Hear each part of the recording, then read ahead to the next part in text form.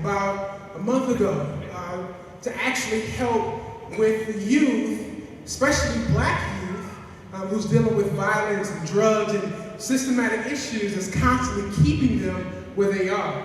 And the problem is that when young people make it out of that situation, I come from a family of drug dealers, but it's sad to see that police officers, the ones who are sworn to protect us, are the ones that's killing us. That's why I'm angry. Not enough people standing up and speaking up and saying, we saw it too, we saw it too. We're not going to tolerate that, we're not going to accept that. People can only do what we allow them to do. Our police department and our school district is in trouble. And they're in trouble because they are not being held accountable for what we are allowing them to do. Today, 2016, is anybody that comes to this country to live after being born someplace else, or anybody that has been here and their grandparents been here, don't know the conditions that we live under. Why is this so shocking? I mean, this has been going on forever. Read your history books, and then you read between the lines. You know we did all the work.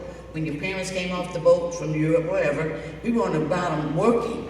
And can I say this, and I mean this earnestly, because there is a disconnect in our community between young and those who are mature. And I really want to hear from some young people. I really do. I want to hear from some young people because you are really the ones that are confronted with a lot of what it is that's taking place in our community. And the one thing that we don't want to do is to not hear from you.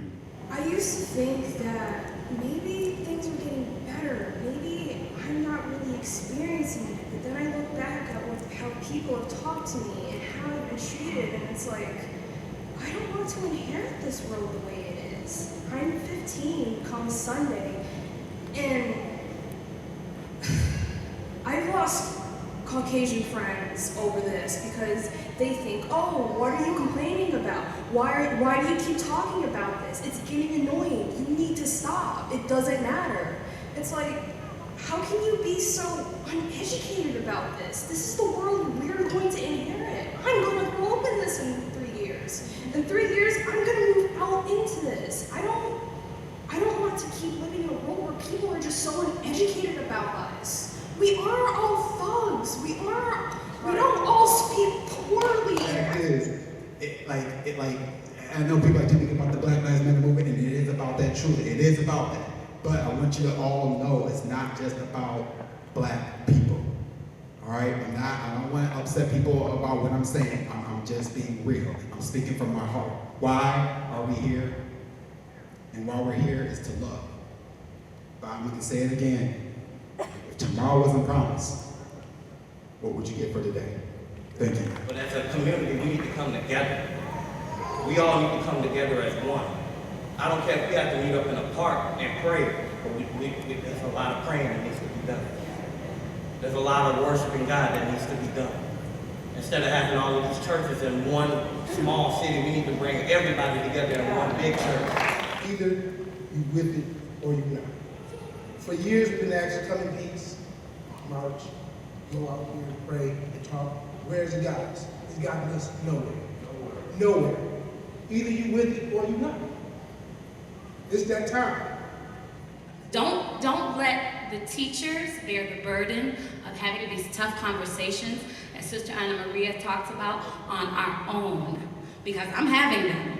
Now, I'm only room 28 in the Lansing Public School, but I'm doing my part.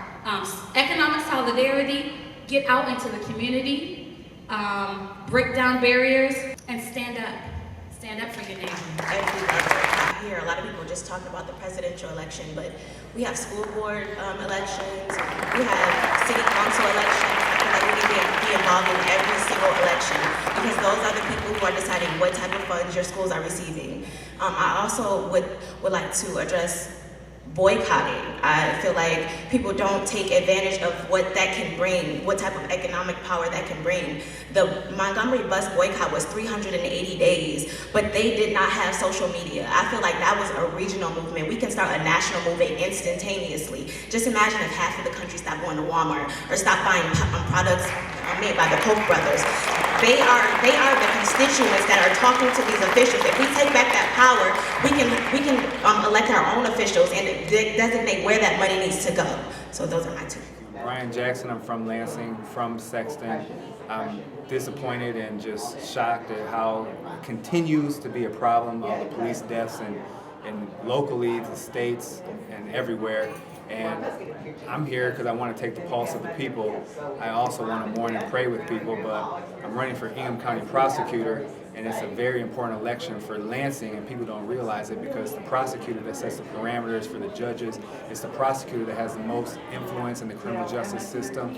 And it's important that somebody that has the community in mind is the next prosecutor and takes all things into account and doesn't rubber stamp everything that the police say and do, because we know that there's a lot of misconduct out there, and it mostly affects our people.